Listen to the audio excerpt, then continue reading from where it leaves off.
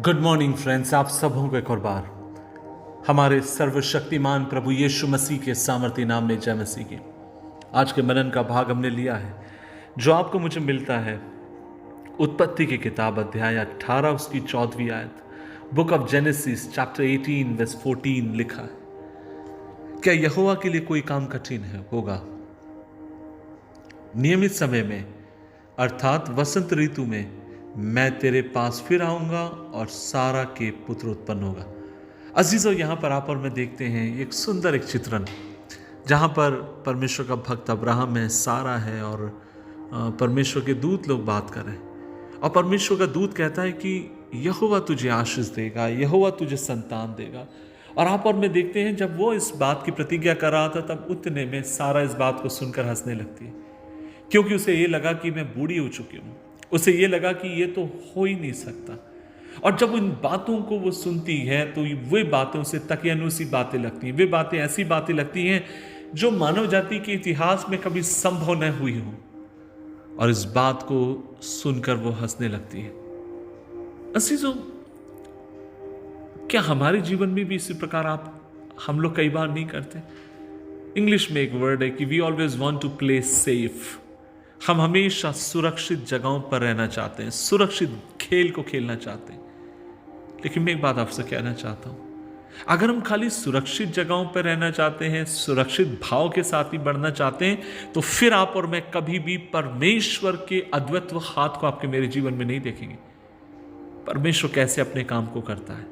परमेश्वर अपने काम को करने से पहले वह आपकी मेरी सोच को पूरी तरीके से वो बदलना चाहता है। वो आपके मेरे जीवन को एक और बार हिलाना चाहता है।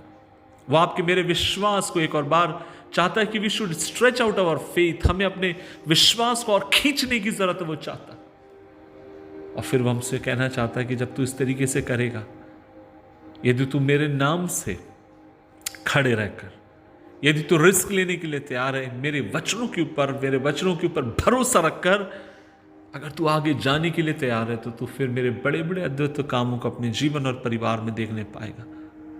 अजीजों, आज मैं आपसे कहना चाहता हूं, आज आपको मुझे एक हिम्मत के कदम को बढ़ाने की जरूरत है। और वो ये है कि हमें कहने की जरूरत है परमेश्वर से कि प्रभु, आप मेरी शंकाओं की जो दीवारें मैंने अपने जीवन में बना रखी उनको तोड़ दीजिए, ताकि खुदावन मैं उस तरफ जाने पाऊं जहां आप मुझे लेकर जाना चाहते हैं। परमेश्वर चाहता है कि आपके जीवन में जो उसने वरदान दिए पूरी तरीके से उन्हें इस्तेमाल करें।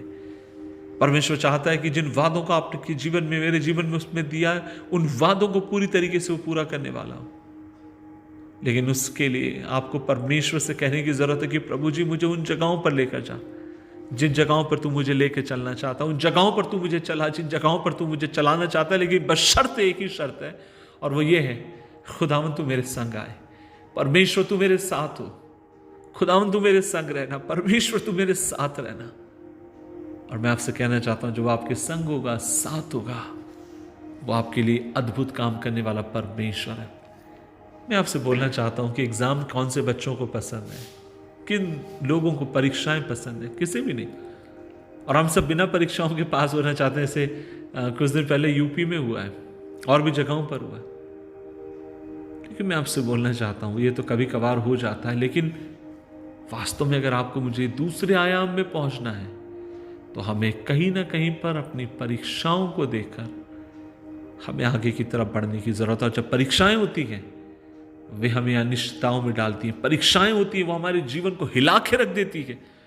और आज सुबह के समय में परमेश्वर से मेरी यही गुहार है, और आपके लिए मैं परमेश्वर से ये दुआ करता हूं कि प्रभु जब अपने चमत्कार को, प्रभु जब अपने काम को आपके जीवन में करना चाहता है, वो चाहता है आप उसके स्तर में आके सोचें। वो चाहता है आप आपके जीवन में सुरक्षित स्थानों में ना रहकर उन स्थानों में रहे जहां परमेश्वर आपको चलाना चाहता है, जहां परमेश्वर आपको लेकर जाना चाहता है। मिलकर सुबह के समय प्रभु से प्रार्थना करें, प्रभु जी आपका हाथ हम पर हो, प्रभु जी आप हमारे संग आए। आइए दुआ करें। प्रभु जी, हम धन्यवाद देते हैं इस दिन के लिए, और आज हम मिलकर तुझसे दुआ करते हैं। प्रभु जी, हमें अनुग्रह दे कि हमारे जीवन में जब हम तुझ पर विश्वास करें और जब तू हमसे कहे तो हम एक जोखिम लेने के लिए तैयार हो जाए।